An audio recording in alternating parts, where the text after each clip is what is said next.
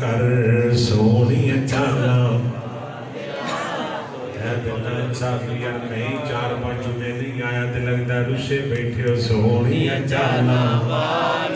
खुदा पाक दी कसम है ना ते नबी पढ़ो ताकि नबी पाक अलैहि सलाम दे हौज़े कौसर दा जाम मिले सरकार सीने लाल जामे कौसर पिला दे सोनिया चाला वालिया हौली हौली कदम टिकाया कर गोद मेरी विच खेडना बाहर न खेडन जाया कर गोद मेरी विच खेड ले बाहर की कौन कह रही है गोद मेरी विच खेड ले बाहर न खेडन जाया कर चढ़े जवानी खैर दी चढ़े जवानी खैर दी तेनू नजर न लगे